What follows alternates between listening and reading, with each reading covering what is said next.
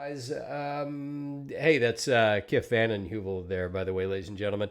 What's up? Yeah, I don't have any lead ups. I just have, I'm just, you're in your closet. I'm in my closet. I'm outside there's a green screen here, but I got my booth behind me.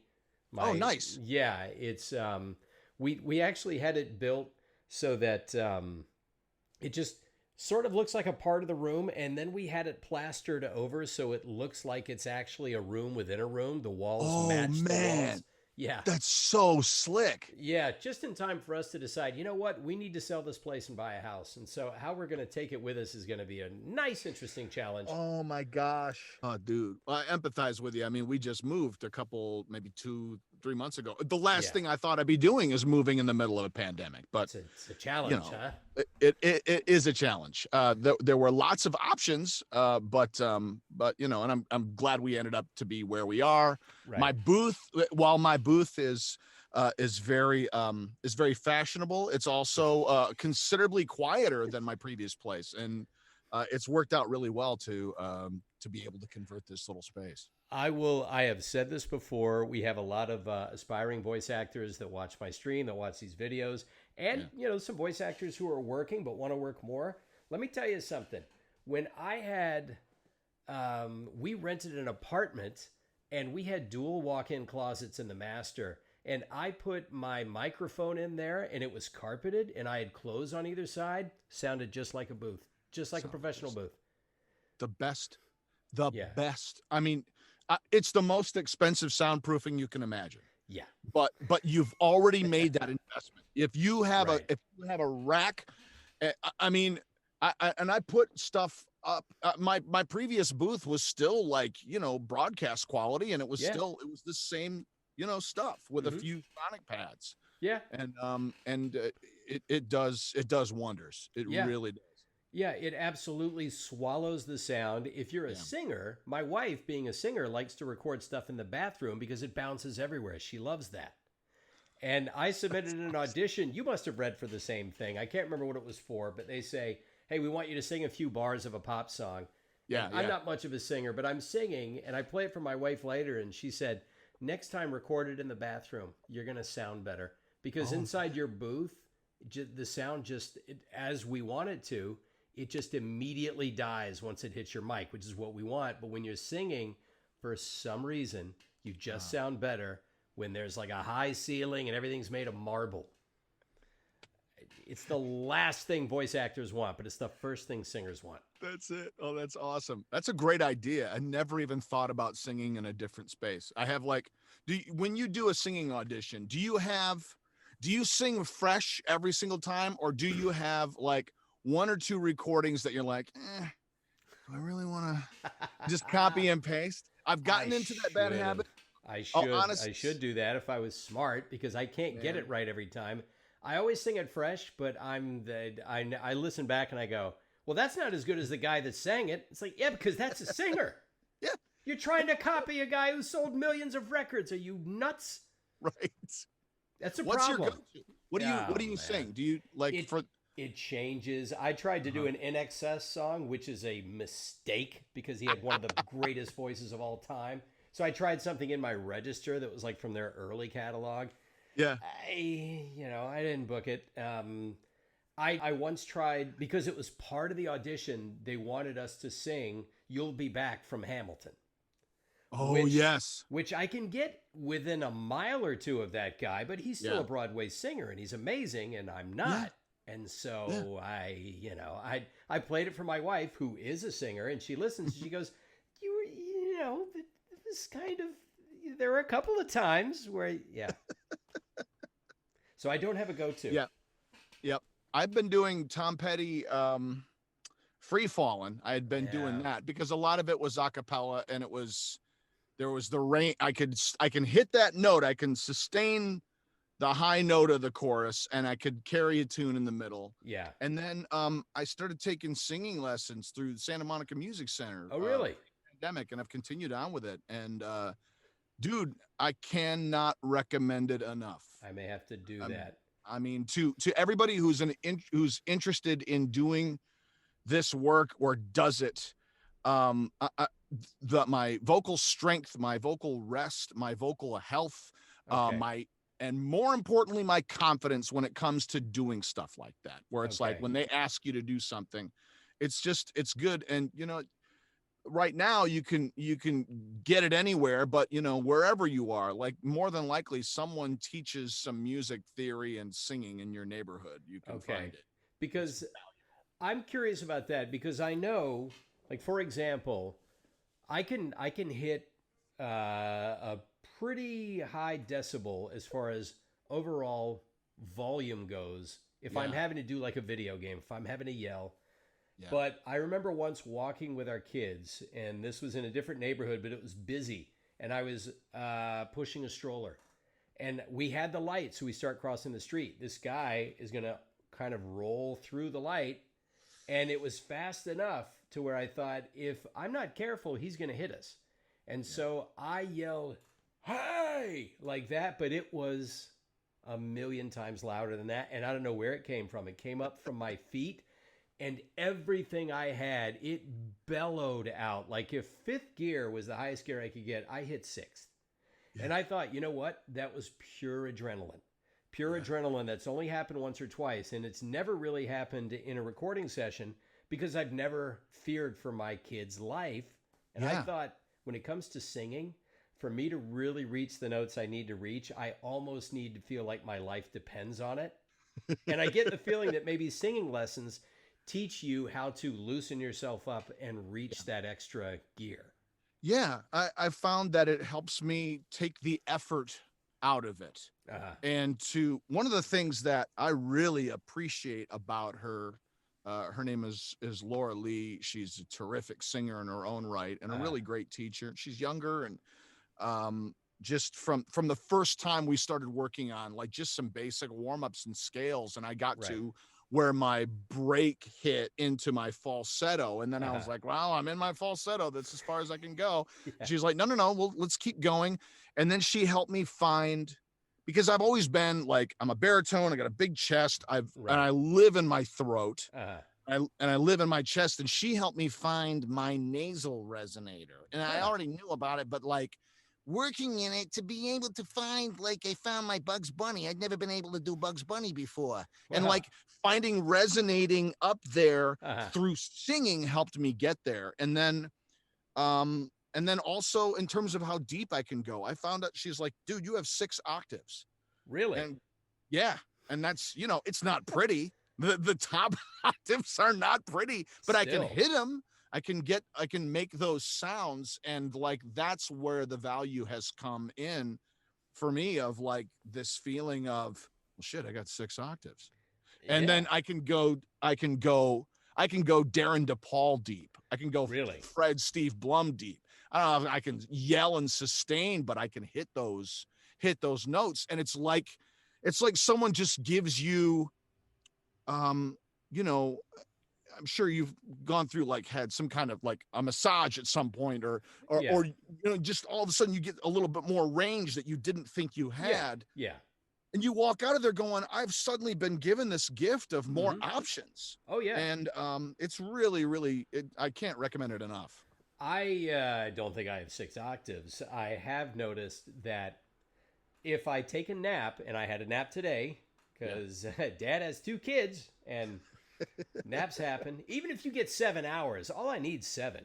But Yeah. even if I get 7, but if I've had a day, and it's not like I have to run and chase them around, it's just that Right. they're here all the time, and even with help, even with the missus, you're always a little distracted. So I take a nap, I wake up, I'm always lower and more textured after a nap. I'm down here. Yeah. Yeah, sounds like I just smoked a cigar, and it lasts for an hour or so. Yep. Yep. And then I'm back up again because over the course of a day, I always go up in pitch. My voice always goes up. Yes. Same. And through the singing lessons, I've gotten access to my lower register at 4 o'clock in the afternoon without a there's my vocal fry coming in. There's my Dustin Hoffman. I can get down there, in this place. And to be able to Nice. have that at this time of day, I'm the same way. I'm a kind of a natural baritone tending towards tenor, but Okay. by doing some of these exercises and just working those muscles, giving me more options over the course of the day has really been really surprising and great. Well, Um, that's you know, what's very important in our business is to have as many arrows in the quiver as yeah, possible because we know what we're up against. Our good yeah, friends, we're up yes, against them and other colleagues, and they're formidable. And so, formidable. yes, They're yeah, I mean, we're at a tier as actors where we yeah, are competing. We're the, you know, we're the I don't want to put us necessarily in that league. Why not? We're the John Stamoses and the Ethan Hawks and the George Clooney's of our business. You know, there's a ton of those guys and they're all very good and we're all very good and we've all been at it for 20 plus years, and it just keeps getting you better and elevating those steps until you look back down the sand dune and go, holy cow, have I really gotten this far up? yeah, It's a really exciting spot to be at, you know, and yeah. still feel like, you know, wow, I've invested time. You Yeah, know? quite a bit when you look back and you think, Yeah, wow, I didn't realize that. Yeah, these little bricks, like you say, these little steps in the sand, these bricks that you build of this foundation, it yeah. does add up. And it isn't just the performing. A lot of it, I Mm, think people don't mm, realize enough. I talked to a couple of people I've interviewed about this. The amount of work a lot of young voice actors put into their social media is really impressive, yeah. but sometimes they forget. Hey, the social media is great. It might get you noticed, but what are you going to do once you get noticed? What are you going to show them? You know, Kiff's Right. taking singing lessons. Kiff's been in the business for over 20 years and he's still burning the midnight oil. What are you doing? You're brand Yeah. new. Kiff has a body of work Right. and he's taking singing lessons. So, yeah, get the attention however you're going to get it, but you know the best way to keep their attention is to have the skill set. Man, 100%. I mean, when I got out here, this was 9 years ago, Uh-huh. 9.5, and there was, we may have talked about this before, like the trend of casting director workshops was in full swing, Yeah. and I was so excited to finally get into a place where I could go in and go show everybody what, you know, what I had been working on in my 10 years of being a Right. voiceover actor. And you know, all the commercials I'd done in Chicago, I was going to come and blow everybody's mind in animation, and I went into rooms that I had no business in. No business. I didn't know. I mean, I could read copy certainly, Yeah. but I didn't find the nuances, and I didn't blow. All I did was, I was talking about this with my wife today. It was kind of like the effort of trying to lift tremendous weight, and my copy and my reads just sounded like I was trying to show them how much effort I could put into Yeah. my work. And it just sounded, you know, looking back on that now, how labored and how much I wanted it. What I didn't realize, that smell was the desperation smell. I thought desperation smelled different, but it Yeah, doesn't. It was that smell. it smells the same no matter where you are. If you're in a Yeah, bar, if you're at a casting right. office, if you're yeah in an audition, it doesn't matter. It's always the same funk coming It off you. is. We've all It had is. it. Lord knows I've had it. Yep. Yeah. It's a combination of Dracar Noir and I don't know. Dead and skunk. yeah, Dead dead skunk. skunk and Roads. wintergreen mints to cover it up. Roadkill. Yeah. Yep, all of Yeah. it. Some It's sort of every yeah, and the air freshener of an '86 Honda Accord. I don't know how I came up with that, but that's pretty much it's a nails really it. Yeah, specific smell. yeah, Yeah, it's it's very an specific. attempt. It's attempt to have the new car smell, but that car has been owned by like 4 owners. Yeah, it's got a lot It's of like, miles on it. Yeah, yeah, that's right. yeah, and you're coming not just from voice acting Yeah, and having done commercial work in Chicago, but you've done on camera to the point where I yeah, mean, my kids were watching your show. You know, they were awesome. watching Richie Rich. And I said, I know that guy. Yeah. And I remember talking, it's like, are you guys doing any more seasons? And you said, dude, we finished shooting that thing like 5 years ago. Yeah, Yeah. yeah. I'm It's right just back in the on. grind. I'm back in the rat race. Absolutely. I'm lucky to be working this week. I got a co-star on a show, Nice. and it's great to be, man, it's great to be doing a non-camera thing on a lot and to work with, you know, names and stuff. And like, I didn't expect as a co-star type of actor to be able to get back into that space. Mm-hmm. but like to yeah, Richie Rich is just sitting there, man, just entertaining kids. And I Yeah. love it. It's so fun. It's so fun that so many people have discovered that show and had fun with it. It was a tremendous learning experience Oh, and sure. a blast, you know. Like the one thing that does help. Somebody was asking today on my stream. I was just playing, and it just sort of came up that I had done stand up comedy. That was my. Oh I did man. 10 years of stand up on the road. So my practice, my prep was drama minor in college. So I got in a couple of plays. I took a couple of acting classes, and talk about effort and heavy lifting. That's all it was. Any Yeah. piece of scenery nearby had my teeth marks on it. There wasn't acting. It was dropping my pants Yeah. basically. But stand up, I started to smooth over the rough edges, and I got 10 years of that in. And I just got the ability to, hit lots of different peaks and valleys, read a room, just get confidence. And they were asking, geez, I want to get into stand up. What's your advice? And I said, it's the toughest advice to give during a pandemic, but you got to get in front of an audience. You got to get out and do it. And the same thing goes for any kind of performing. During a pandemic, it's really rough, but no matter what you do, you've got to be expressing yourself in front of an audience and getting their feedback. I don't know how you're going to do it. I guess Zoom, TikTok, who knows? Dude, it's about being creative. I mean, I go to downtown Disney and watch how the Disney Corporation has done what they needed to do to figure it out to keep commerce going. I Uh, watch different theater companies figure out what they got to do, how we've done it, how every actor and then some had to go buy Source Connect and figure out how to make it work with their system. We yeah, pivot. It's what we do. yeah, And like my the best advice you can give to anybody is just like, yeah, like you say, like you got a log time in front of people, and now people don't have excuses. You have time. yeah, Pre this, it was like, I wish I had more time to devote to X and so. Well, you were granted a magic gift of a deluge of time. And yeah. what do you? And no one's expecting you to go write King Lear, but it is about how can you what do you want, and how can you occlude in some respects what's going on in the world to work on who you are and who you are as a performer. Like you talk about the years you worked in stand up, and for me it was Second City doing sketch comedy and having Uh, that audience, having the improv, doing it long enough to not care what they say about me and whether they laugh or not, and mm, wanting that laugh but being okay without it, and having the confidence to let it go, and it came more freely. mm. Like it's a weird it is a weird sort of it's non well, I forget exactly what the word is that I'm seeking, but it doesn't really matter. It's ironic in a way that as much as you want that laughter, the harder you crave it, the more you want it, the more elusive it becomes. Yeah. At least that's what I found. And time and experience helped me not care. And then to be able to put and not care in that surface way, but care deeply inside. Uh, Um, but how that's transformed into VO too, and that it helps your reads become less labored mm. and all of that.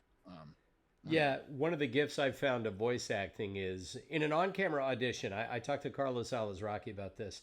An on-camera audition waiting room is a very tense place. Yeah. A voice acting audition waiting room is a party.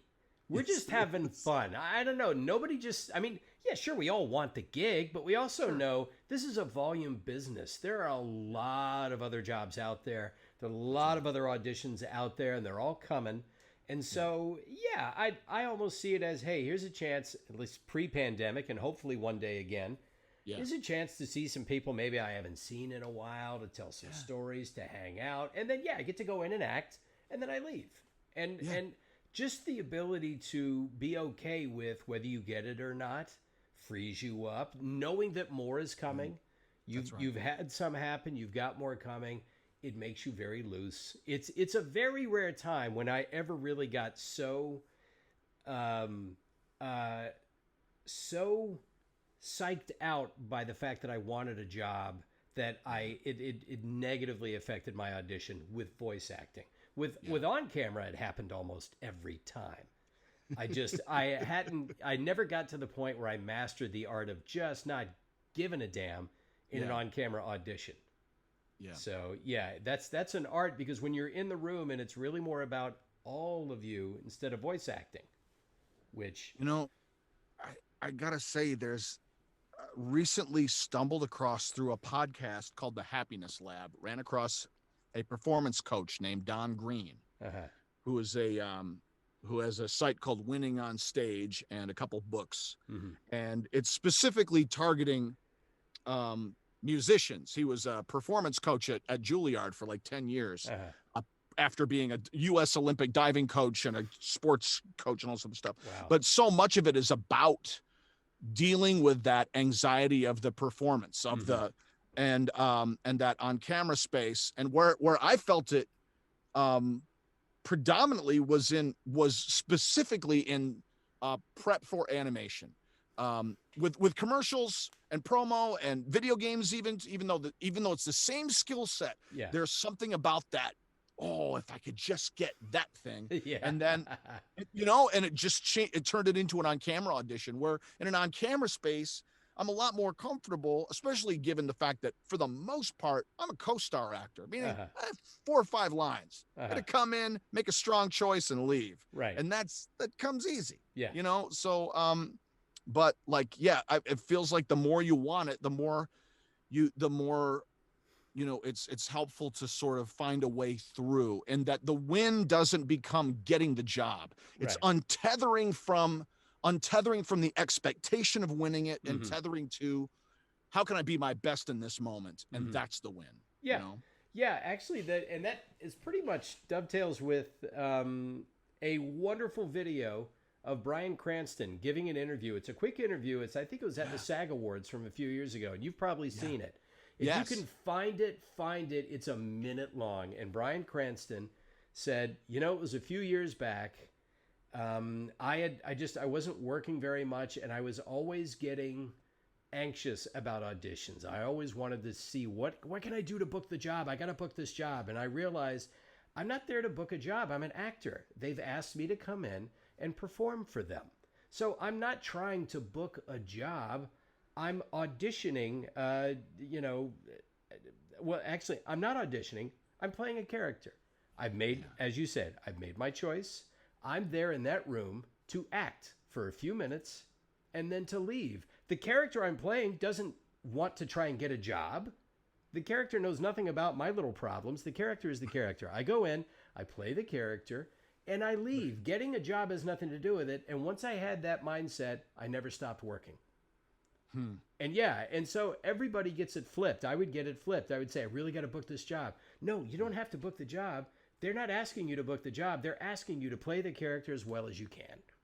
That's what they're looking for. But we get it turned around in our heads because we want everything else that comes with booking the job. And, I can pay my rent, or, maybe I can buy that car I want, or I can get some adulation, or I can add some followers because this part will bring more attention to me. That has nothing to do with the character you're about to audition for. That character knows nothing about those concerns. And it's an unfair weight to put on yourself, and to put on those decision makers, and you just and it leads to that musky, horrible dead rat smell that you were describing earlier of desperation. That's what all those thoughts. That's the sound. It's the feeling. Ugh. Yeah. I mean, to wit, I had an audition. It was a couple of weeks ago. Might have been 3 weeks ago. And it was a callback. And callbacks in voice acting are not that common anymore. You either get it or you don't. So this was a callback, and this was for a pretty big project. And it would be for the lead of a pretty big project. That's all I can say about it, because I haven't heard. I'm guessing at this point I didn't get it. But I prepared. Yeah, I have no idea. The time is so weird. You have no clue. I know.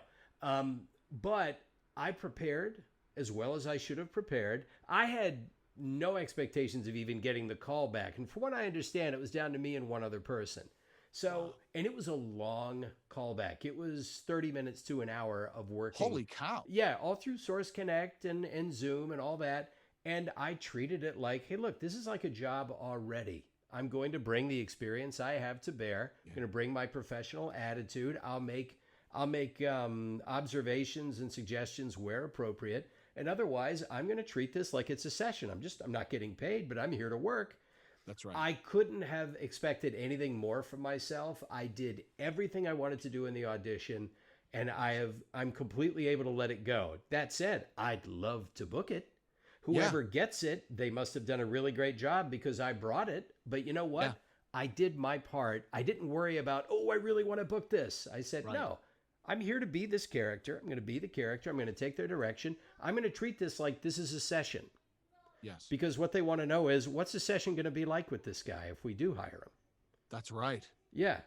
That's so true. And and it feels good. And like you're saying, to be able to let it go. Yeah. That's in a way, one of the most important parts is like, do everything, prepare so that you can, that you can dismount it and go, I did everything I came to set out to do. And, and like, that's one of the things that the Don Green work has helped me do is, prepare myself to deal with whatever anxiety is associated with going into that room, and to let it go, and then to set myself free to try to deliver a peak performance. Yeah. And take all the things out of the way so that when I'm done, I walk out of the room going, did I leave any money on the table? Was there anything I wish I had done? Any interaction that I wish my confident self would have done? Nope.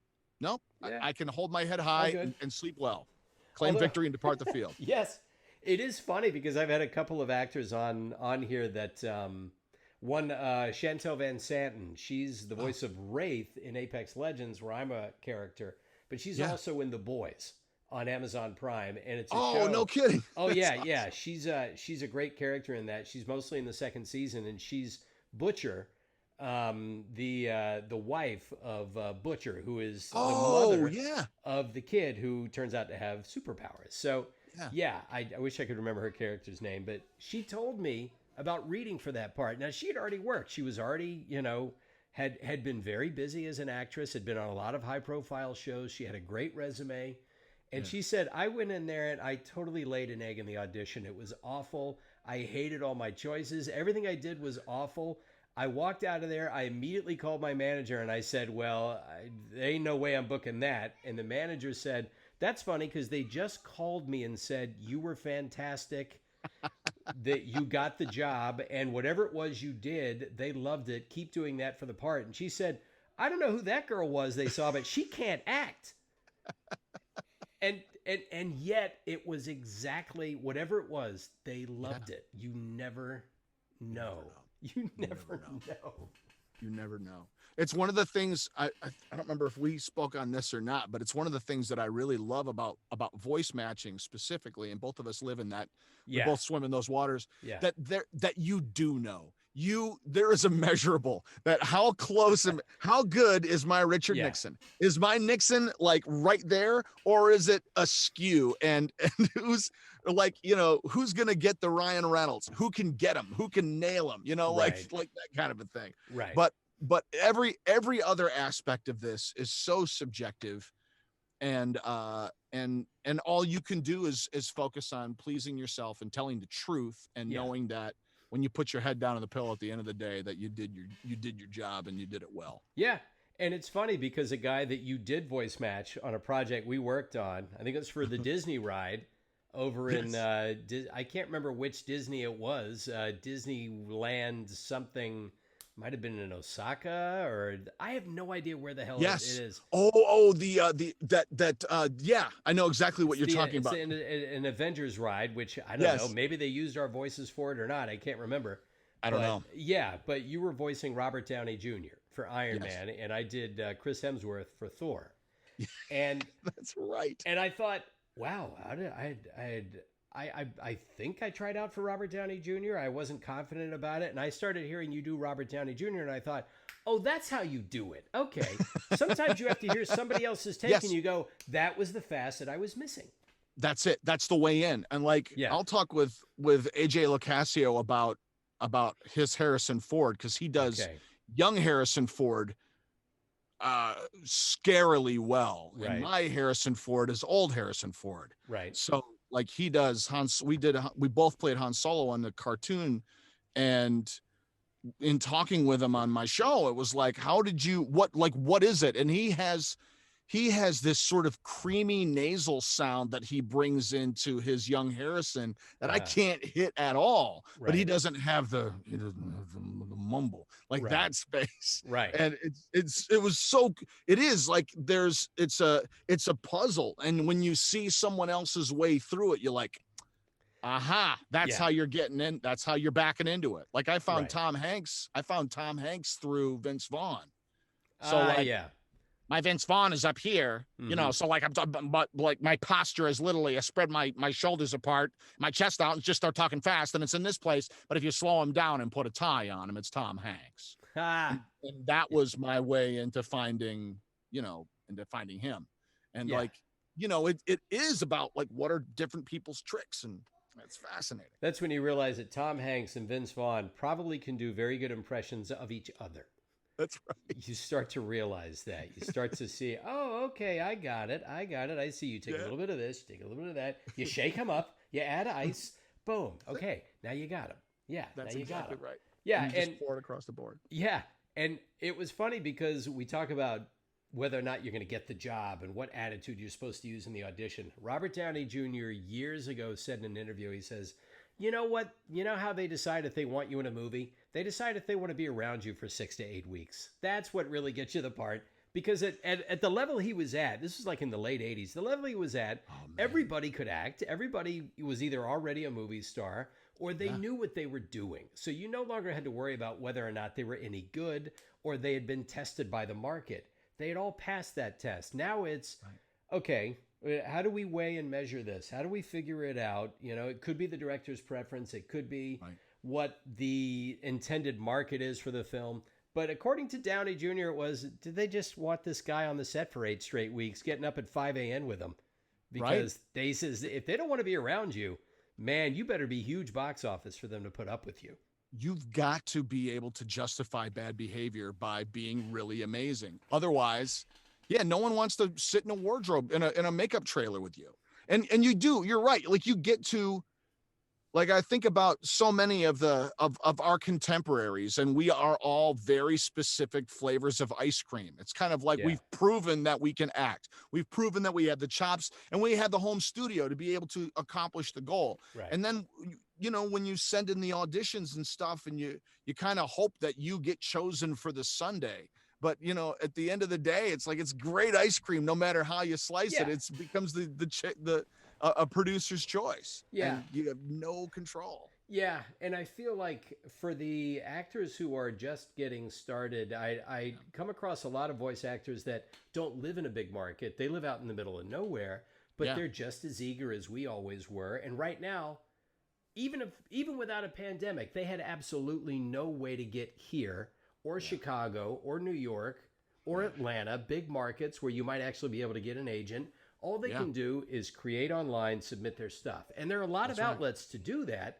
But the one thing that they're trying to figure out is, okay, if I'm going to submit auditions, how do I know if it's any good? How do I know what to submit, when to work on it? That becomes your skill set, knowing, okay, is this not yet good enough to send? Or did I have it 5 takes ago and I didn't have the ear to hear it? I still struggle with that. But I've just learned to say, well, fuck it. This is going out. I generally am one take Jake. If I get it out, I trust my muscle memory enough to go, okay, that's fine. I know when I'm bullshitting myself. But apparently we've entered the profanity phase of the interview. But for the young actors, to know when is it good enough to send, that's one of those things I almost can't help you with. You've got to know when you're lying to yourself, and you've got to know when you're overdoing it, when you're overcooking it. Yeah. There's a couple, we all have phases. Yeah. Here's the phase I'm in right now. And it has a lot to do with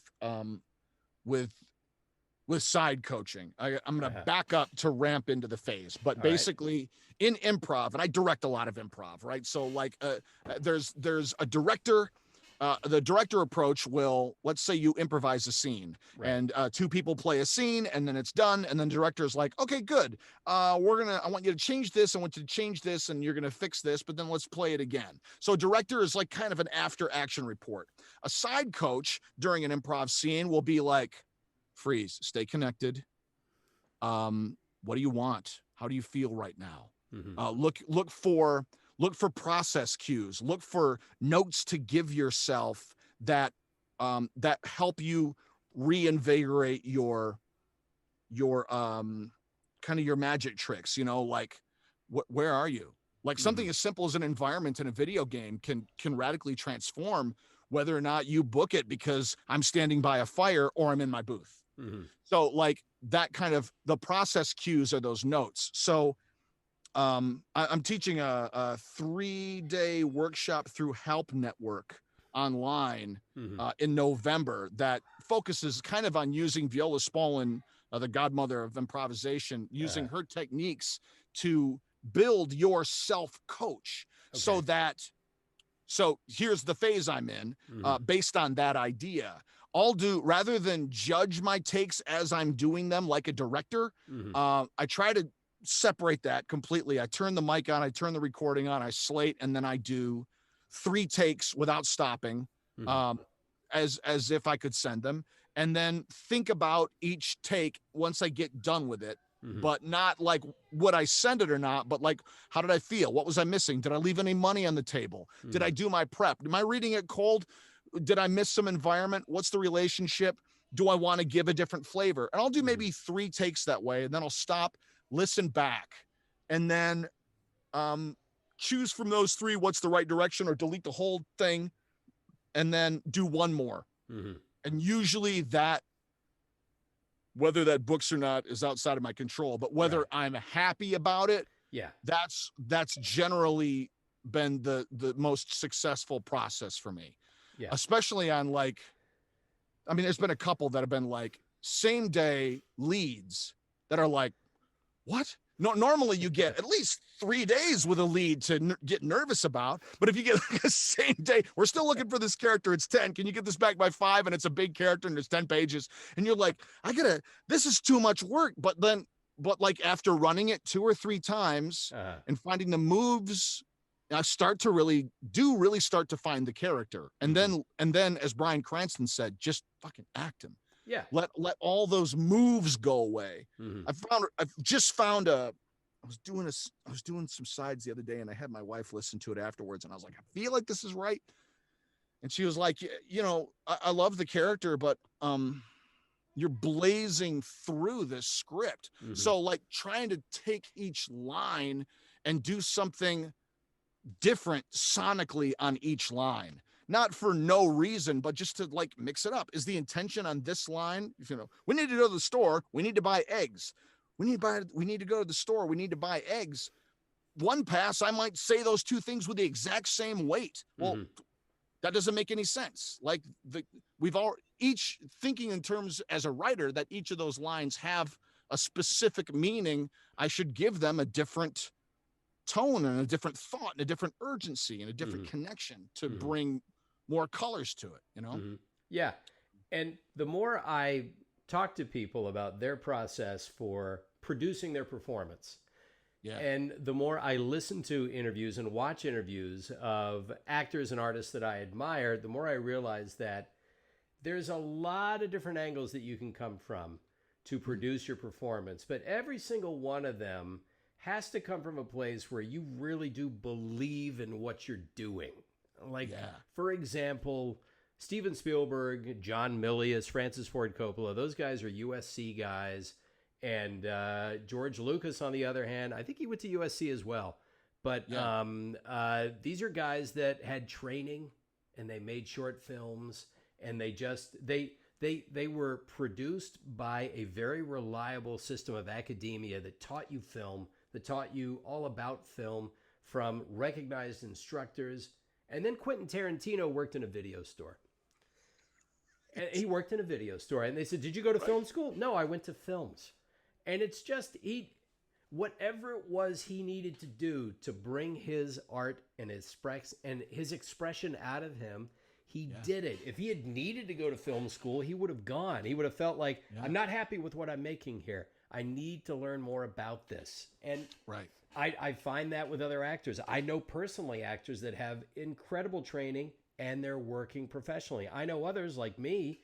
I've had some training. I did take some acting in college, and I did do stand-up, but there was no training for stand-up. I got on stage because I wanted to. Yeah. So the way you're coming about it is, okay, these exercises you're doing and these workshops you go to and these workshops you teach, they all make sense to you. They're working for you because they're helping you produce a performance that to you is going to meet your expectations. Yes. So yeah, when I think about the young aspiring actor that is watching this, they may say, well, this other person on this other podcast said this or that. It's like, they're not wrong. If it's getting the results they want, they're not wrong. There's no one way to do it, but you've got to do it. You can't bullshit. Right. So it's got to be a genuine way of pulling a performance out. And you've got to find the ones that warm you. You know, I mean, there's this, I think of maybe, you know, both of us learned this craft on our feet. Right. On the job. Yeah. And, you know, I remember watching the supplemental on the movie Collateral, where Jamie Foxx and Tom Cruise were both speaking to, you know, some unseen interviewer. And Jamie Foxx is like, I'm an impressionist. I'm a sketch comic. I came up on In Living Color. Yeah. I'm a comedian. Yeah. And these guys are actors. Michael Mann is an actor's director. Like his work is amazing. And I don't know what their process is for me to create a character. I mimic a guy. Mm-hmm. Cut to Tom Cruise going, you know, the amazing thing about Jamie is he's so fast. Yeah. He comes up with a character immediately. I have to do all this prep and deep dive and try to figure out get the mind of this guy. And he's already got his character before we've even done our table read. Yeah. And like this, both of these guys meet in the middle over this story. Mm-hmm. And that's what really spoke to me personally about Viola Spolin's work and the improv scene, is that improv games were not built to be for whose line is it anyway, to be a performance venue. Those games were created to get people like a Tom Cruise and a Jamie Foxx in the same room, to get someone who's done, you know, 15 years for the Royal Shakespeare Company and someone who just graduated from high school, and get them in the same room and develop a vocabulary and create a working relationship so they could create art together with the same lexicon. That's what improv games are for. Mm-hmm. And going back to those things and connecting to them has really helped me both as an instructor and also as a performer and a director, to be able to get to that common place and the common place is just truth and good storytelling. And you're right. Like, you know it. If it's bullshit, it's bullshit. And you can hear it, and you can really hear it when you're playing it back. Yeah. And, you know, it's trying not to hear it while you're doing it. And if you're in the middle of a read and go, this is bullshit, then boy, is it really bullshit. Yeah. You know, sometimes since it's art, there's a great scene in, Dead Poets Society, where Robin Williams' character has the students open their poetry books to the beginning pages where it was a professor that wrote the book that comes off like an engineer. How do we know how beautiful a poem is? What is the artistic merit of the poem? Well, there should be a certain amount of X versus a certain amount of Y, and he has a chart drawn up, and if X is this much and Y is this much, then you at this point on the graph, and the higher up the graph, the more artful it is, the more beautiful it is. And Robin Williams finishes reading that, and he says, excrement. Tear that page out of your book. It has absolutely nothing to do with whether or not a poem is beautiful. It's whether or not it speaks to you. It's whether or not it resonates. And when you're watching a performance, if there's something about the performance that just makes you notice the performance and not the character and their place in the story, it's not working for you.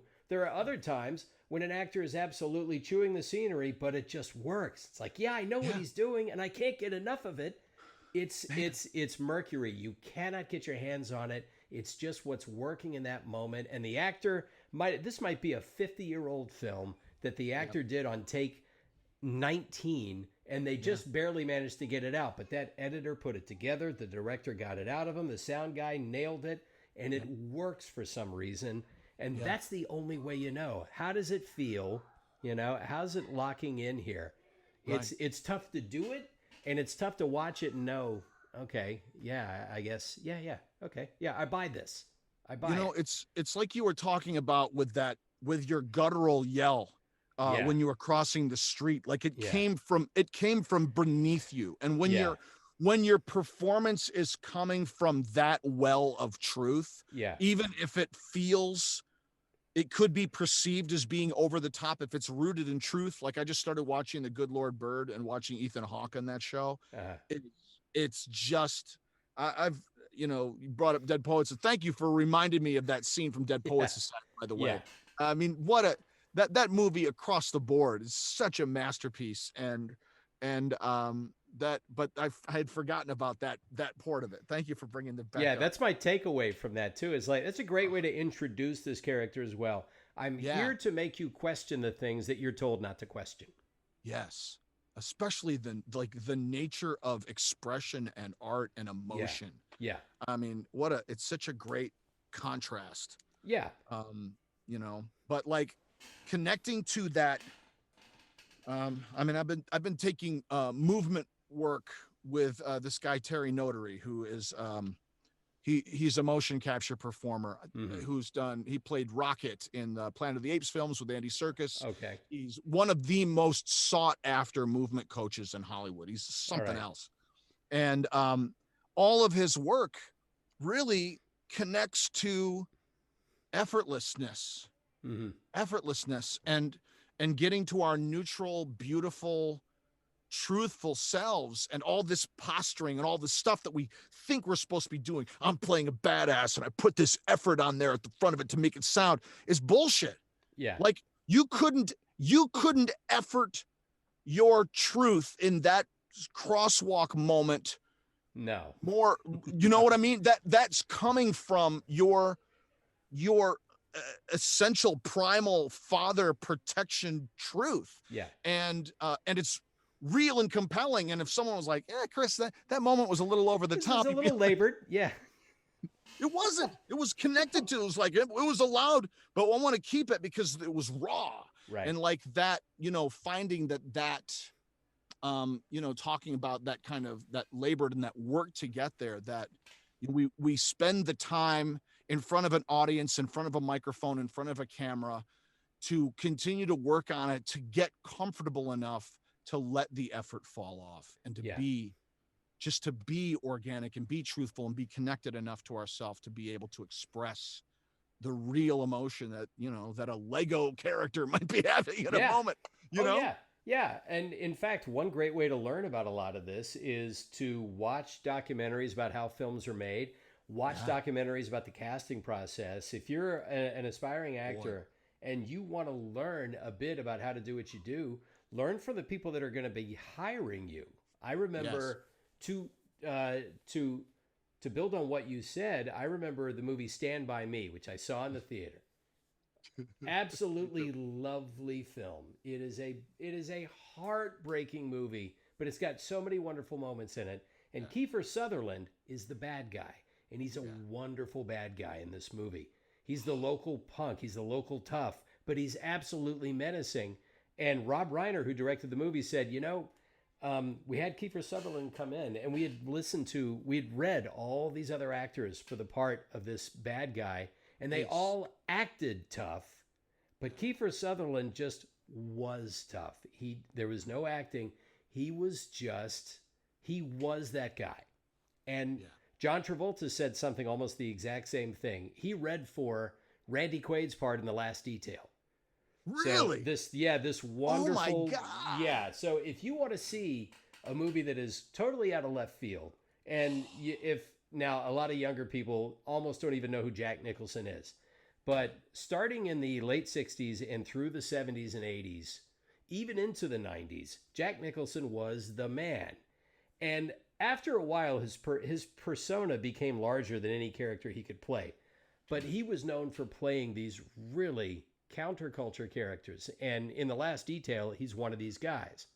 So in that movie, he's playing opposite Randy Quaid's character, who's just a total naive young guy who's gotten himself in trouble, and he's oblivious to the way the world really works. Well, that part was down to Randy Quaid and John Travolta. Oh my God. Yeah, they were the last two. And John Travolta had not yet broken through. He was like 1 or 2 years away from starting to hit. And John Travolta told the story. He said they had me come in again and again. They'd had Randy come in and again. And they said, John, tell John how great he did. He said, but look, this character was innocent. He was naive. He was clueless. And I had been portraying that very effectively, but I was portraying it. They said Randy Quaid simply was that kid. And they said, tell John he did great. But he realized, he says, no, I saw the movie. I saw Randy in it. And I realized, I was heartbroken that I couldn't get it. But I realized, no, he wasn't acting. That was just straight out of him.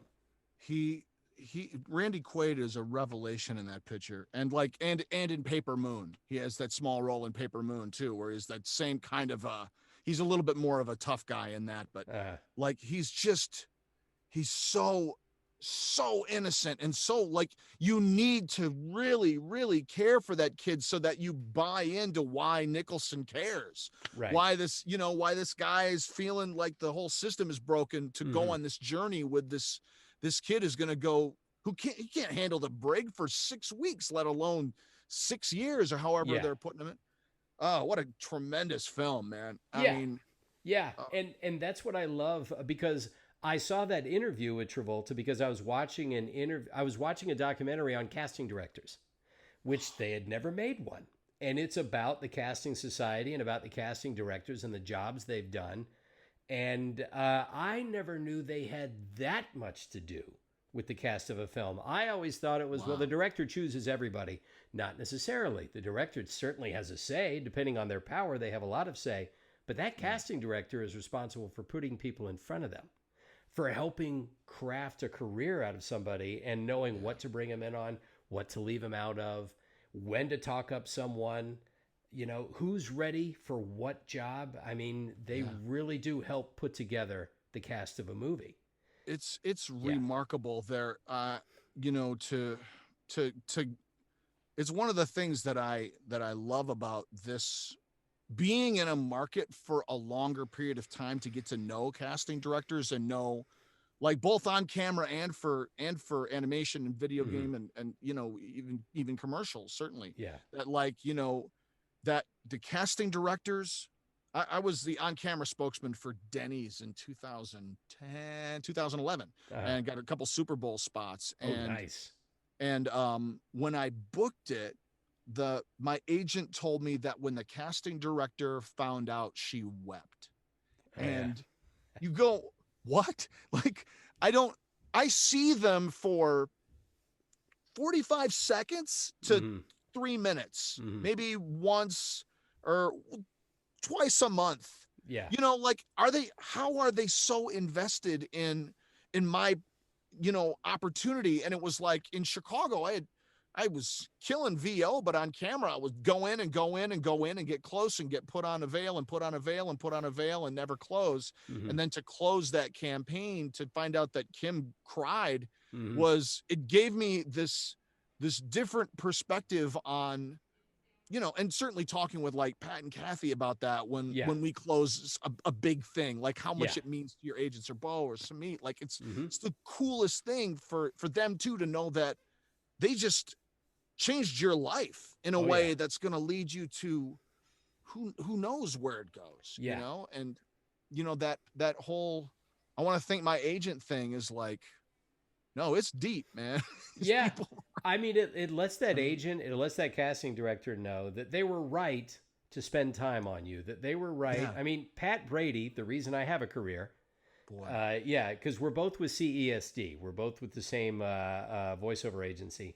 Pat's the one that took me there. And I've done great by the other agents too. Kathy and Samit and Bo and Vinny, all of them. They have all done right by me, but Pat's the one that told me back in 2000, 2001, where I was still doing the road and coming back in town, and I would read for something and I hadn't booked anything yet. And she said, man, I've got to cut a lot of people off the roster today. And I was sitting in her office and she saw that look on my face. She goes, no, you're fine. You're fine. Don't worry. You could not book for a year and I wouldn't lose you. I know what you're capable of. And I don't know if she ever understood just how much I needed to hear those words, because it loosened me up. And within a couple of years, I was making a living exclusively from doing voice acting, because she said, I'm rolling the dice on you, but I don't feel like it's rolling the dice. I feel like you're going to hit. And just to have that faith invested in you by somebody, that makes it so much easier. Oh my gosh. It's the greatest gift from a director, a casting director, or your agent to, and it's not like you need approval. Right. And it's not even a matter of approval. It's like someone having faith in your ability when you are, and beyond ability. Like there's ability and then there's what you do with your ability. Right. There's potential and then there's the choices you make using your potential. Exactly. And that, and I have that relationship with Bo where she's, she sought me out. And like while I was still in Chicago, like that gave me on how that bolstered my confidence, that booked me work else in other things. Oh, yeah. Because this person could, express to me the value that I possess. And and I wish that for every single person who's watching this conversation, because I feel like it's attainable. And that, that wasn't that. And comments like that don't come if you're, well, they do that. They come to people with raw talent, but like it's raw talent is not enough. You got to polish that gem. Yeah. And, and by demonstrating your work ethic and, John Travolta didn't get the last detail. He didn't stop working at his craft. No. And then he eclipsed Randy Quaid with Welcome Back, Kotter. Oh, yeah. Welcome Back, Kotter. Carrie, Welcome Back, Kotter. Grease, Saturday Night Fever. Yeah. Yeah. Perfect. Yeah. Broken Arrow. He went away and came back. Well, yeah. He's had like 5 careers. He has had so many chapters to his career. People that, I mean, I think, again, I think people are only vaguely aware of Travolta now if they're younger. But to understand what this guy was, it is not to put too fine a point on it to say that he was an absolute megastar from basically 75 to 80. And then from, I'd say, 93 to 97-ish, 98. Right around Battlefield Earth, people thought, all right, John, you're pushing it. All right, you're kind of pushing it, buddy. Right. We love you, but, there's only so much we can take. That's right. Yeah, exactly. But to first of all, imagine what it's like to go through all of that, to go through that gauntlet and finally make it, and make it in a big way, and then make it in movies in a big way, and then have to go away. Now, in his case, he was very, very shrewd. He negotiated, as part of his salary, he got a percentage of the soundtrack sales for both Saturday Night Fever and Grease. What? Yes. He was such a big star already with Welcome Back, Kotter, that when he did Saturday Night Fever and Grease, part of his take was he would get a cut of the album sales. So even after his career went off the rails in the mid-'80s, he was like, I'll always work. He still kept making movies, just nobody saw them. But he thought, okay, fine. I own a plane. And I can fly wherever I want to go. And when he did Pulp Fiction, he lost money on it because he flew his whole family out. He put them up in a hotel. It was a several-week shoot, couple of months, 3-4 months, I guess. He says, I ended up spending more money being there than I got paid to do the movie. But within 2 years, he was paid $20 million to do Phenomenon. So that's right. Oh, my gosh. Yeah. So imagine that career. You and I think, I had a great week. I had a great month. I had a great year. I got to do it again. I got to do it again. Yep. Yeah. Yep. He had to do it in front of the entire world like 5 different times. I'm back. I'm here. I'm back. I'm here. Man. it's something else. The grit that takes, the confidence, the optimism, Yeah. all that to do that, and then also and to not be able to go to the grocery store. Yeah, I know. Because no matter where you go, you're still like this happened recently on that track. Probably, I would say one of the biggest stars of the 70s that I could recall would have to be Henry Winkler. He Would was have huge. to. The Fonz The was the Fonz. hugest thing. And he made So, movies. He got to make and he movies. made movies. Yep. Night Shift. How great is Night Shift? And I mean, but cut to 4 years ago, my daughter comes home from school. It's like, hey, how's your day at school? It was good. There was a man who wrote a book who came and talked to us. Oh, really? Do you remember his name? Henry Winkler. Can you imagine if the Fonz came to your school and did a talk? I know. And for you kids watching at home, the Fonz, imagine BTS showing up at your school. Yeah. All 5 members of BTS equals 1 Fonz. That's what that means, okay? That's right. This is before social media. Every lunch pail was either John Travolta or Henry Winkler. That's it. Or Charlie's Angels. Charlie's Angels. Yeah. Yeah, and that's right. To a lesser extent, the Dukes of Hazzard. So that's right. The whole point is that, yes, he had to, and I actually got to work with him once. I did a Duck Dodgers episode. So I got with Travolta or Henry Winkler? Henry Winkler. I never got to work with Travolta, or at least not yet. But I show up, and we're recording over at WB. Used to have offices over in Sherman Oaks. And I'm recording an episode of Duck Dodgers where I actually played a voice match of Steve Rogers, $6 Million Man. So I'm doing my Lee Majors, just sort of Texas, sort of laid back. How you doing there? That's and Bob Bergen is doing Porky. Doing Porky. And I think Joe Alasky is doing Daffy. It's amazing. And Henry Winkler's there. And he's doing a guest star. And a nicer man you will not meet. And I thought, it's the Fonz. And he was the nicest guy, which is always what you want to see. It's like, I revered you growing up. And here I am working with you. And you're just cool. Yeah. So. It's so that aspect of it. I never really thought about that component. And I've been really fortunate to work with.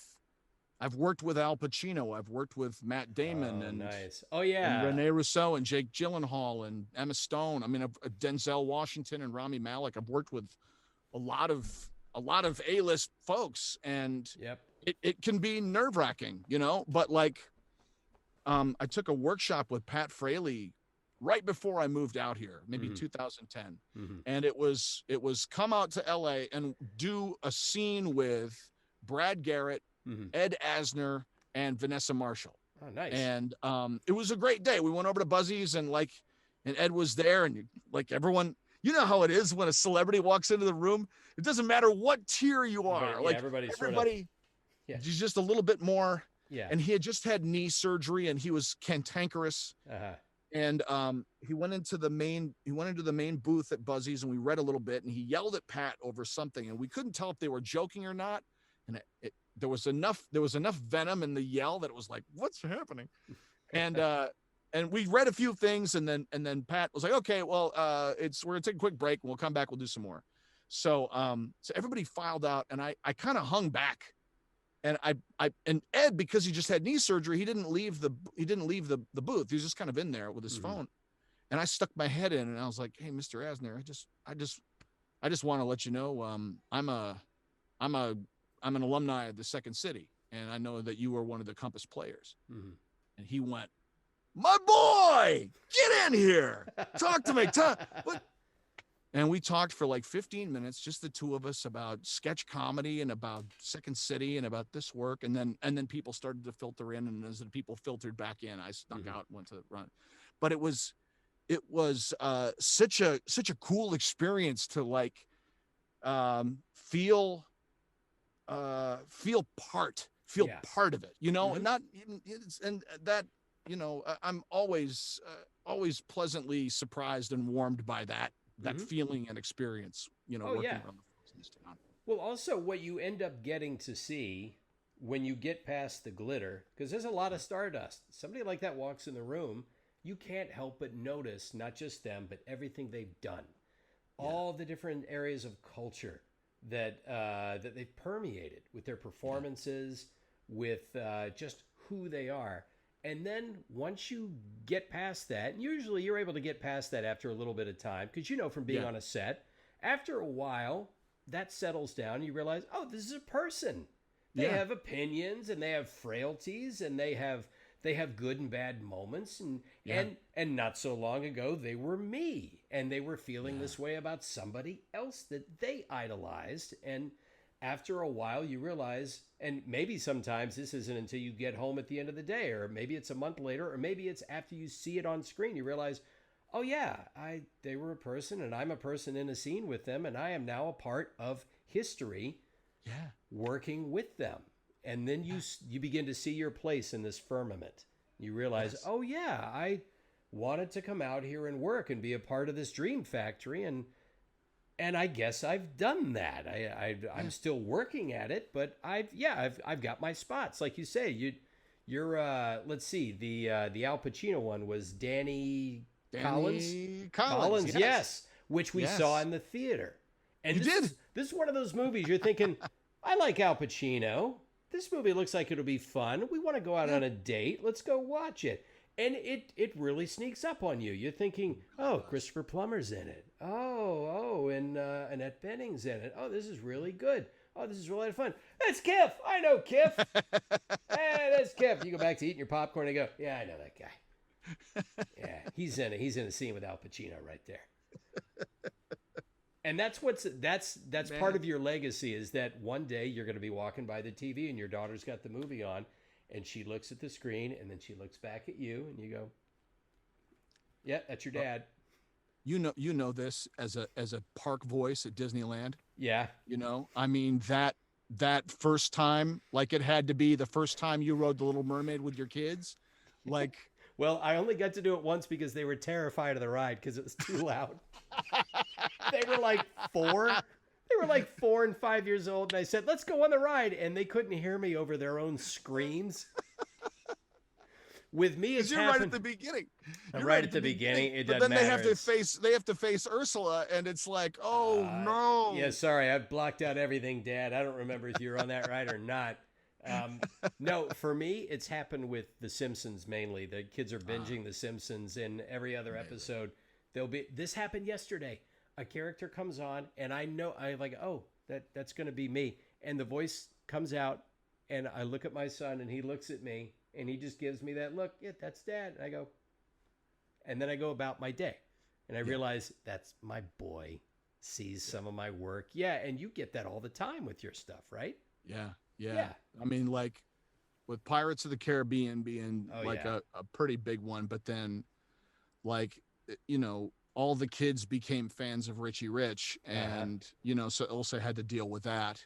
But then like popping up in cooler things, popping up in things that like she hasn't gotten into Parks and Recreation yet, but when she does and forgets that I'm in the episode, and all of a sudden it's there, and there's that scene has context. I mean, I know I'm a huge fan of Zack Snyder's films, and to be part of Batman versus Superman and then taking her to go see that was like, it's cool. And she's old enough to be aware and to be like, that's cool. And and she gets that it means a lot to me, and is proud that I'm able to do that too. Yeah. And that's an interesting, complex feeling that's happening, and it's really awesome.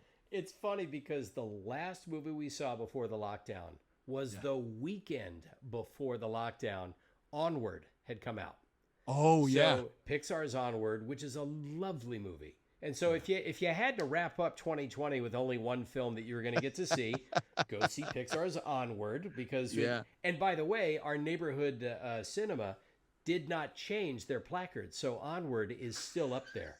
7 months later, it's still up there because they had playing. Yeah, it's still there. So okay, Onward has a Simpsons short playing in front of it.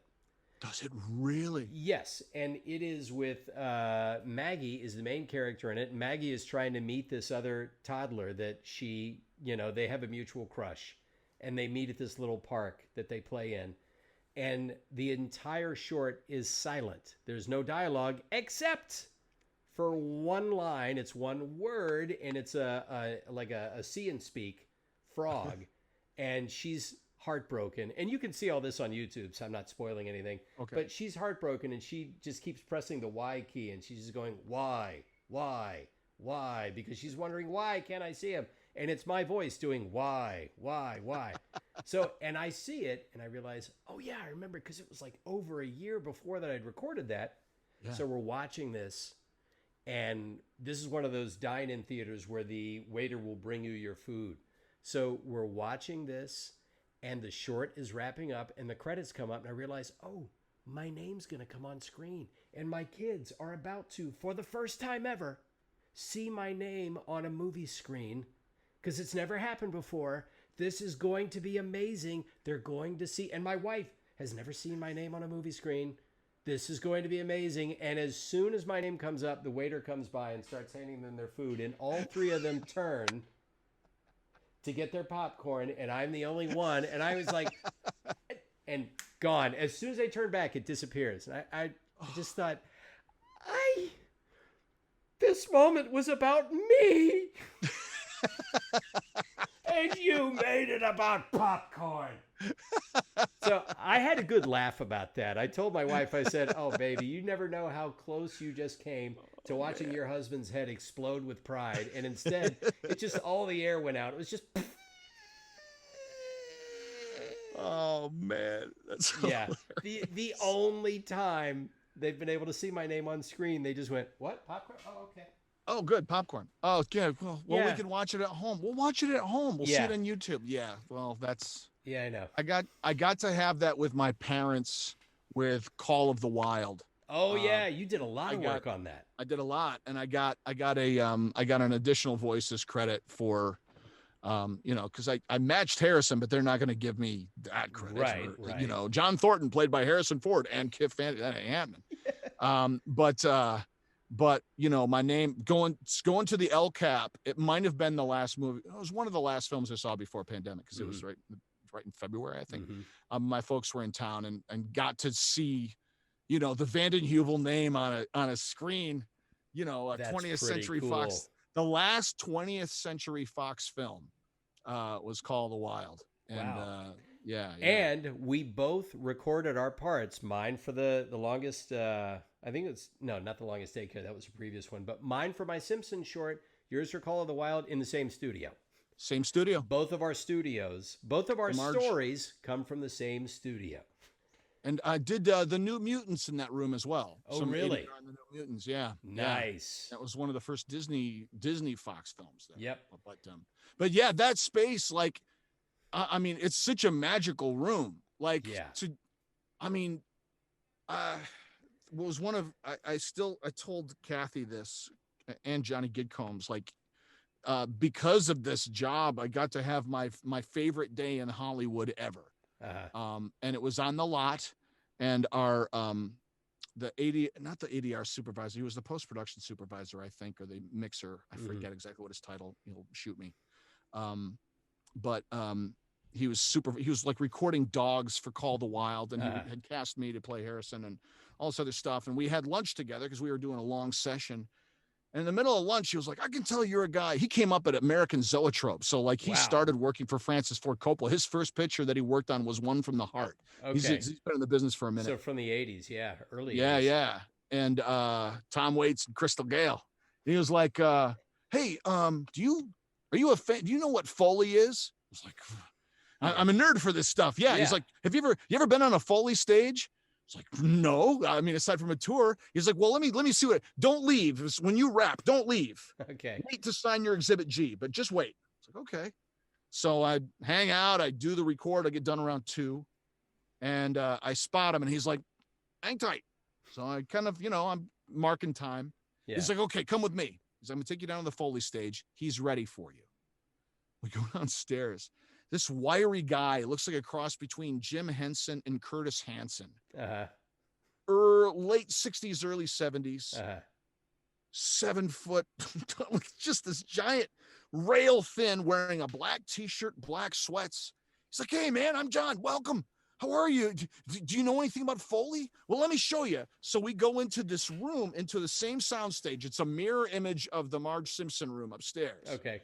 but it is filled with, it's grandma's attic, and Okay. there's floors and everything. And he did a demonstration of 3 different film clips, acting stuff out. One of them was a clip from Pirates of the Caribbean where he showed how he does Jack Sparrow.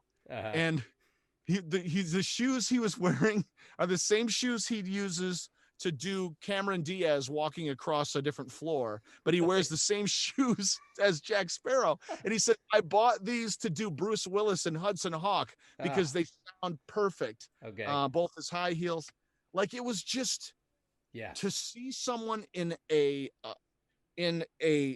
parallel track to what we do, Yeah. with the same excitement and enthusiasm for their spot in the Mhm. business. It was so thrilling and cool. Oh, yeah. In fact, this is a movie you must know about because you're a cinephile. Modern Romance with Albert Brooks. Yes. So in that movie, he's a Foley artist. And there's a great scene. That's right, It has that's right. nothing to do with the plot of the movie. It's just, let's let you spend 10 minutes with what Foley artists actually do. And it's like a George Kennedy sci-fi film in space. And there's a scene where he's just carrying some, I don't know, he's carrying the MacGuffin, running down a hallway inside of a space station, and they're trying to figure out, all right, how would he sound here? What kind of floor is that? And okay, first of all, do you have? Well, he's big and heavy. Do we do this live, or do you have anything in the bag? Do you have that running footage from the Hulk with Bill Bixby the Hulk? And they play that, and they realize, no, that's not going to work at all. And over 10 minutes, they grab a water cooler, and they're holding that. They're getting different shoes, different floor sounds. And I'm utterly fascinated and entertained by it because they're letting you know this is how the Dream Factory operates. Yeah. It isn't just the star shows up and they light him perfectly and they do whatever they do. There's an entire set of gears always operating around it. Man, I mean, like, just something. One of my first jobs in Hollywood was to do Sylvester Stallone's exertions in the movie Bullet to the Head. Oh, wow. So all of his punching and being punched and throwing bodies. And it was on my birthday, our 1-year anniversary of being in LA. I booked this job for Kathy and go to Warner Brothers. I'm on ADR stage 3. And some of it is like just breathing, like I'm breathing like Sly. But then I'm in a fight. It's before the fight with Jason Momoa at the end, but it's like fighting some big Russian guy in a bathhouse. And like the sounds I'm making are like, the guy goes, cut. The ADR supervisor is like, man, he's like, have you ever wrestled someone 300 pounds? He's like, take your shoes off. Come here. So then we square up and try. He's like, throw me. So I'm trying to throw him, and the effort, he's like, that's what I need you to do, but just don't move while you're doing it. Yeah. It was, Oh yeah, I remember having a job where I voice matched Carl Urban, who's in The Boys. Oh Yeah, yeah. it was for a movie he did called Pathfinder, and it was where he basically plays a Viking, right? he plays a Viking who grows up with the indigenous peoples of North America, and he ends up he blends in with them, and I'm doing all of his efforts. So as he's racing down a hill, as he's climbing up on a rock, as he's yelling, I'm doing all this stuff. And in order to get the job, you had to audition and sort of be able to do his efforts, but you're also doing his dialogue because they just want to know, can you sound like Carl? If you could sound like Carl, perhaps you could also sound like Carl as he's getting shot with an arrow. And yes. And sometimes you're working for the ADR director. Other times you're working with the director of the actual movie. It's 50-50. I used to think, this must be rare. 50-50 for all the ADR jobs I've done. Sometimes you're working for the director of the movie. And in this case, it was Marcus Nispel, who had done a lot of videos, and then he directed a remake of the Texas Chainsaw Massacre. And it's this guy who looks like a Viking. He's like 6'8", sitting there cross-legged on the couch, playing with a BlackBerry. That was good. Do one where there's more effort, more intensity. Yeah, quick. That's good. So it's all this screaming and wailing coming from me, and he's just this chill, laid-back, Teutonic mass on the couch playing with his dainty little BlackBerry. But if you watch the movie, you don't know that that's what's happening in that room. Right. It's just that however you have to get there. However you have to get there. Yeah, I mean, it is such a trip. Like a couple of the Call the Wild sessions, they were tweaking dialogue. So I was doing diary entries, stuff that Harrison was going to do, but I was mostly doing scratch. Right. So like the production team was in there. I was working with, with the director of the film who had done the original The Croods. He had wrote and directed that. So he's an animation guy. It's his first feature, first live action feature. And then one of the producers produced The Matrix. Like these guys in there, and you're like, it's best for me not to know who's in the room in a way. Yeah, it is. You don't want to be in your own head about that stuff. Right. And, and you just want to step up to the microphone and be like, yeah, here we are up far. And then you get done and they're like, gee, I have no notes. Yes. And you're like, yeah, I did it. Yeah. Sweet. Thanks, guys. So sometimes it is good not to know, because I did a job where I was doing, it was for The Conjuring, which I did Josh Wilson's efforts and, Patrick Wilson's efforts. Sorry. Patrick Wilson. Okay. Yeah. Patrick Wilson's efforts. And again, I'm not doing his dialogue, I'm doing his efforts. And this tiny guy, the director, is sitting on the couch next to me. His name is James Wan. I didn't know anything about him. Oh, damn. Yeah. It's like, yeah, my name's James. And it's just little unassuming guy. I don't want to say little, but he's not tall. All right. Yeah. Super nice guy. Super nice guy. Great to talk to. And he's there directing me through the whole thing. And I'm sitting there watching the footage going, damn, James, this movie looks scary as shit. This movie looks, I don't want to blow smoke here. Right. But I'm just watching like dailies, and this looks amazing. He says, thank you. And I find out later, he directed the Saw movies. He ends up directing Aquaman. Aquaman, and basically turns that into a massive franchise. And it's this unassuming guy that just knows his shit, knows what to do. And he's not going to sit there and try and intimidate you with, no, you know who I am. No, he's just, hey, let's get the performance out. It's so great. I did, oh, come on. I just had it. It was Atomic Blonde. I did like 4 days on Atomic Blonde matching John Goodman. Okay. And David Leitch was the director of that. And, he went on to go do the John Wick stuff. I mean, it was like, and me and Chris Cox were both there, and he was doing Toby Jones and I was doing, John Goodman, and we each were like at a 15-minute call, and we were at a studio in Santa Monica, sitting outside and, just kind of shooting the shit and doing bits. And, Chris is so funny and fast, and we were trying to crack up. And at one point, David comes out and is like, guys, can you hold it down? This is this door. And you're like, oh shit, sorry, man. So like it's wrapping up and the door opens and Charlize Theron walks out, and you're like, there's nothing to prepare you for that to happen. And she said the coolest thing as she walked past this. She just went, boys, and walked past. And it was like, it was, both Chris and I were just like, it didn't even register. She was already gone. Like and I think it took me like 4 or 5 days to really reconcile what had just happened. And yeah. Charlize Theron walked by me. Okay. Yeah, that happened. That just happened. That happened. It's going to happen. And you know what's funny is, obviously we're both spoken for, so none of this means anything to us. Of course. But she was on Howard Stern not long ago, and she said, you know what? I want to know when a guy is going to step up and date me. Like, take me out. I'm thinking, Charlize, maybe they're just a tiny bit intimidated. That's kind of what Howard Stern says. He says, what do you mean a guy's got to step up? Do you know what it takes for a guy to be able to run with you? And yet for all that aura of intimidation she has about her, and she's this world-class beauty, and she's a person of depth, of character, and she's sitting here thinking, when the hell is Prince Charming going to come along? Because my feet are getting put to sleep here. And I know, I mean, somewhere out there, there's a guy that's going to step up, but it ain't going to be the actors that she walks by and goes, boys, and that who I wish I wish nothing. It's one of those things like Yeah. both you and I have stepped up and found the right I'm women for us. I am locked So in. I'm I'm passing this along for the next yeah. guy. Yeah. And and Sherry was like my Charlize Theron. Yeah. I got my Like she's like, Charlize.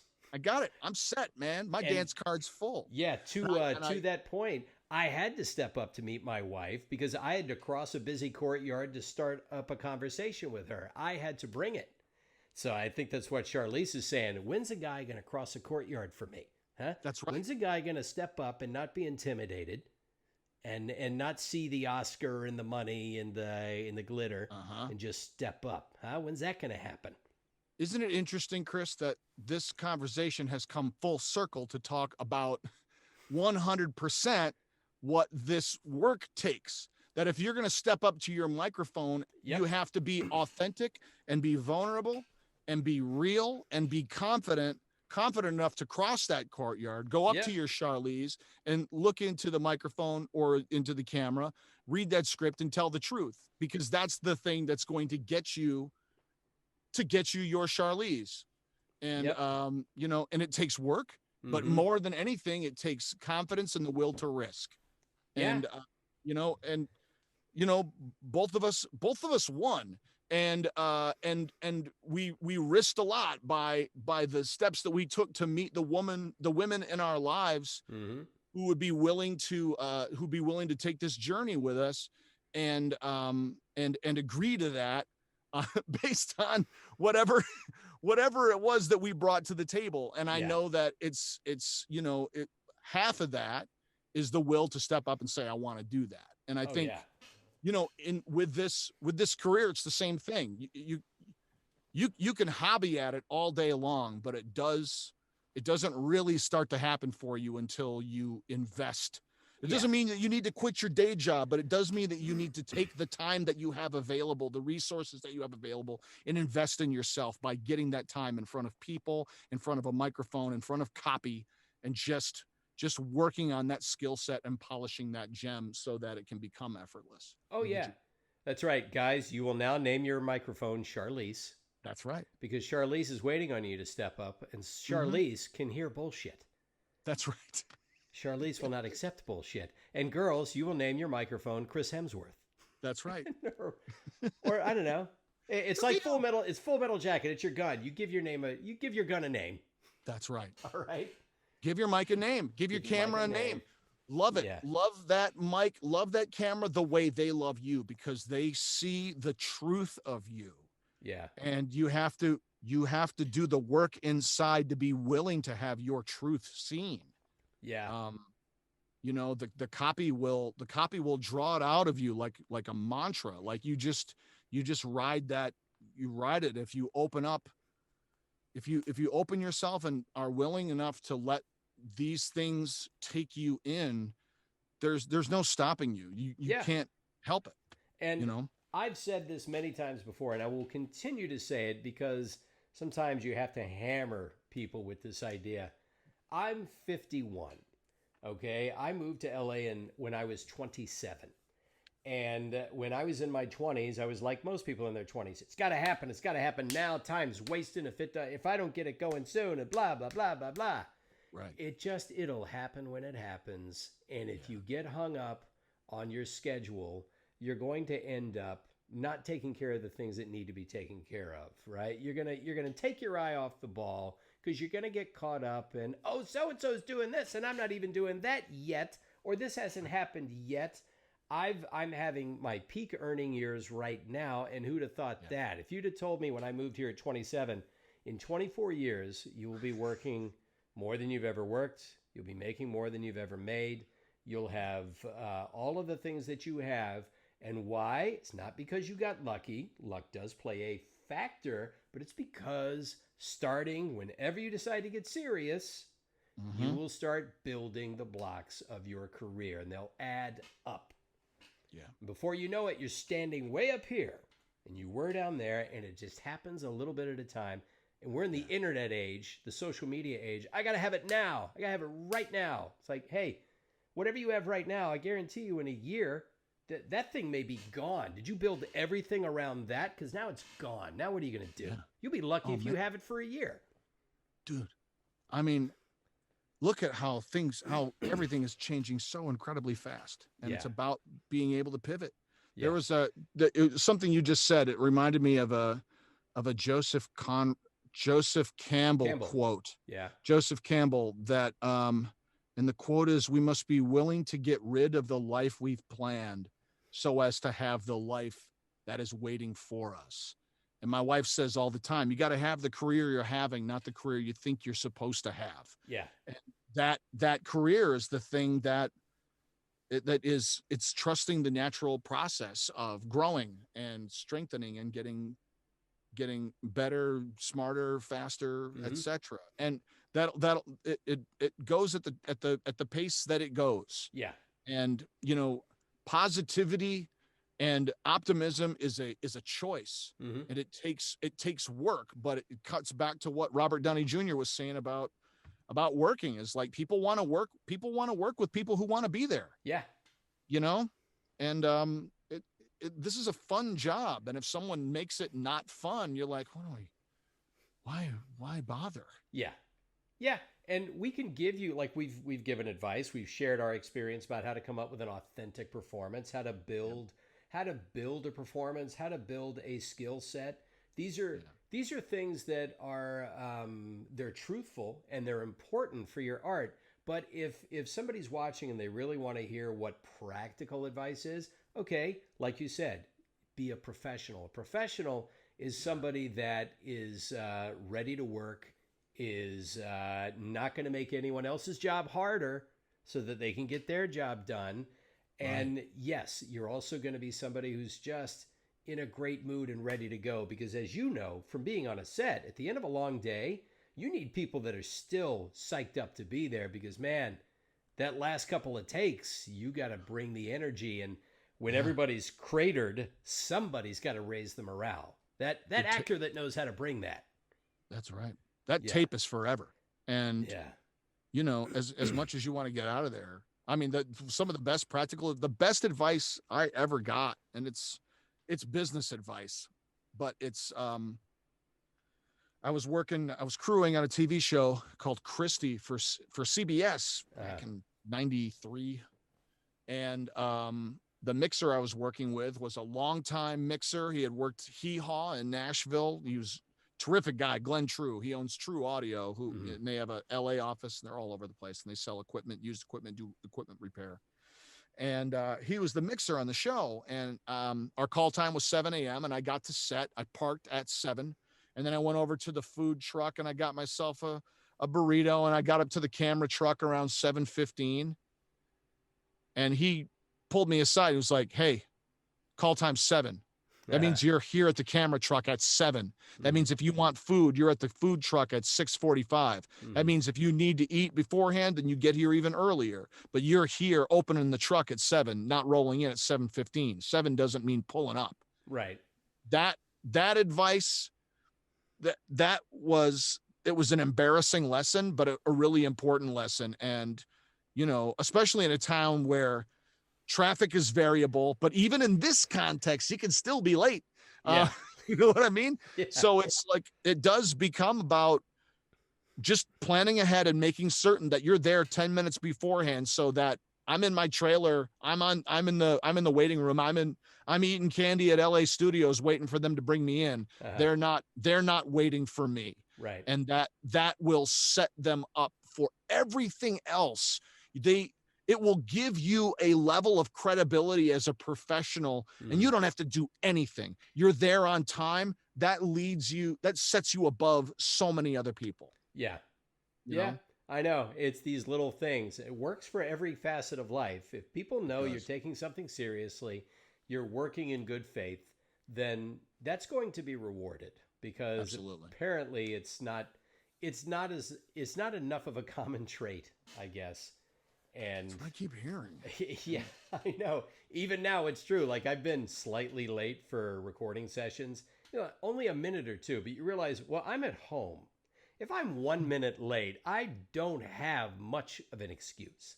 Oh, excuse. I'm home. So Unless it was yeah. school or diarrhea. That's really it. School or diarrhea.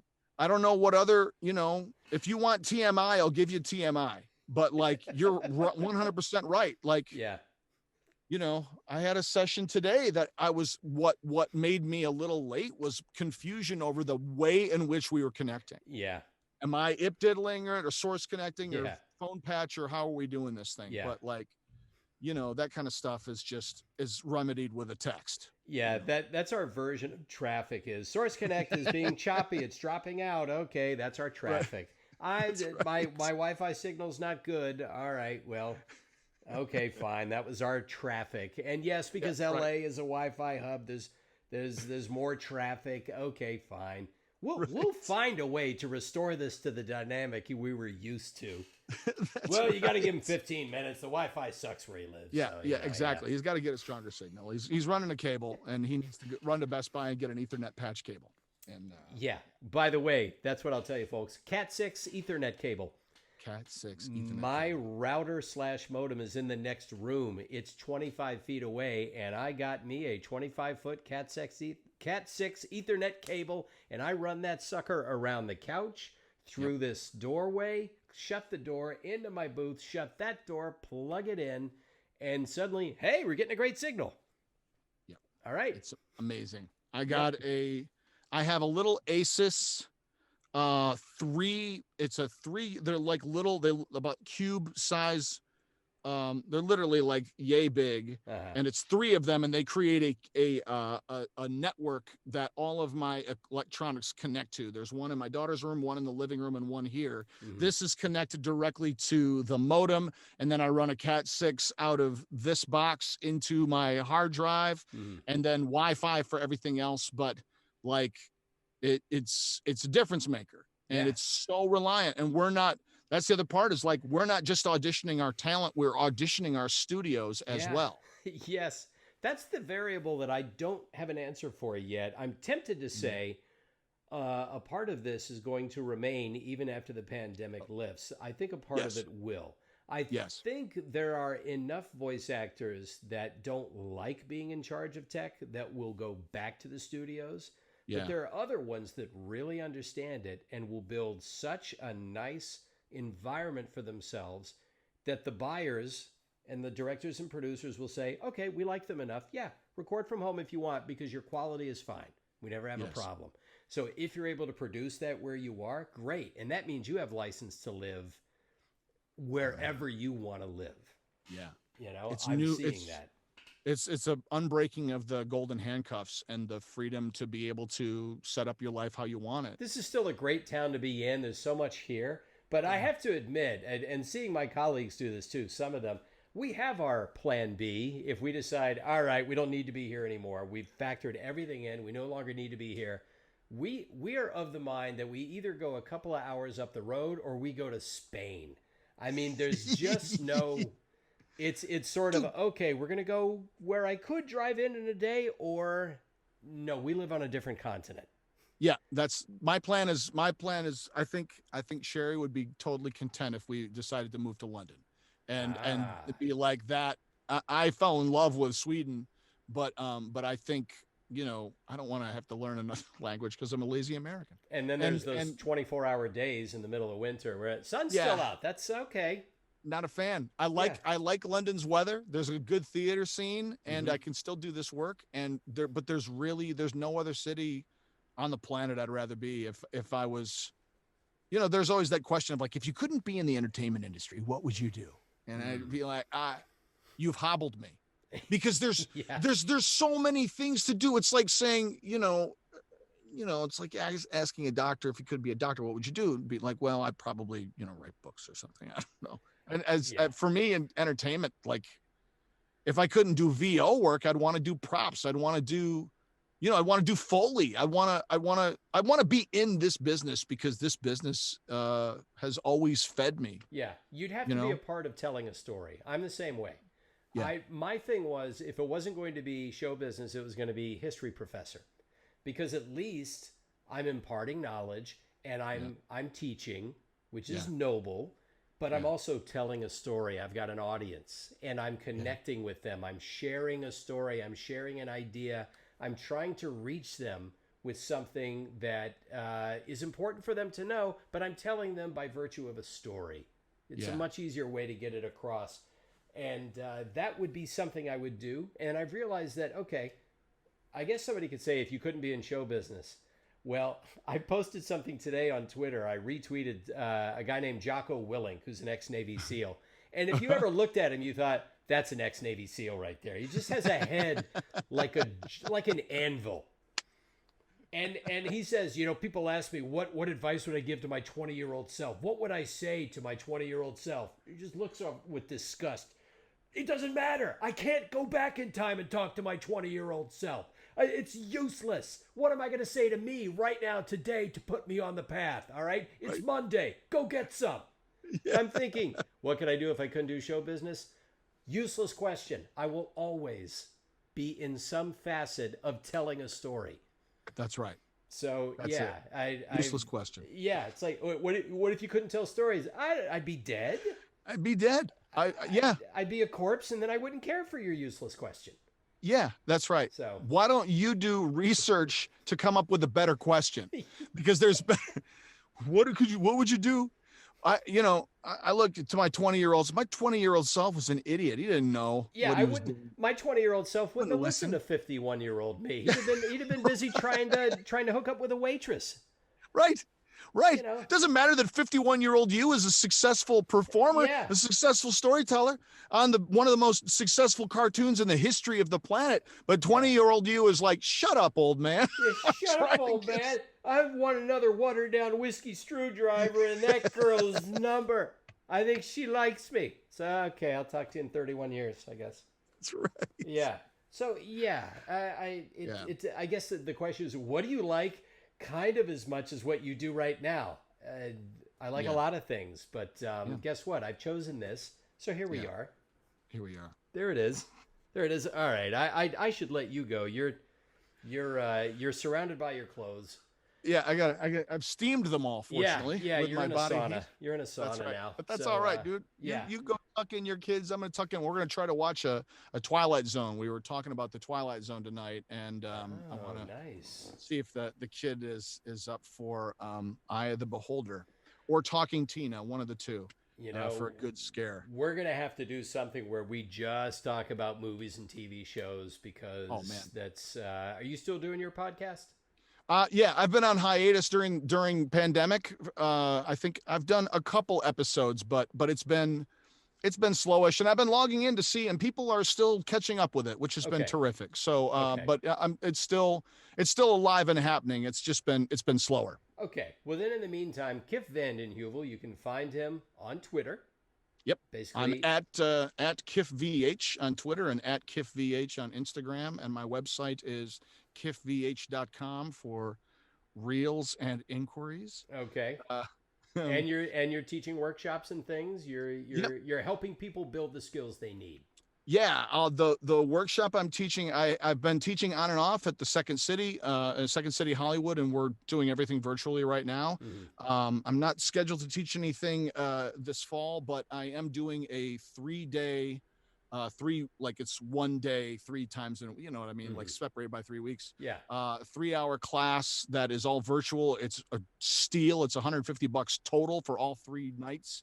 Mm-hmm. And it is focusing specifically on the art of self-coaching, and using those skills for VO, on camera, interpersonal relationships, whatever, but really targeting VO. And the Help Network is sponsoring that. Okay. And those will be I want to say either Tuesday or Thursday nights, but the information is up there, and I'll send you the link. You can share it. Yep. Check it out. Absolutely. And in the meantime, one of these days, we're going to see each other back in the office. We're going to see each other at one of the studios. And until then, my friend, we have Source Connect. That's right. Or we'll mask up and grab some, a vegan treat. Yeah, a socially distanced, environmentally responsible treat. That's right. But I'd be totally down for doing this and talking about what we've been watching during lockdown and sharing notes. Oh yeah, we got to do that. All right, good idea for future. Idea for future interview. Amen. All right.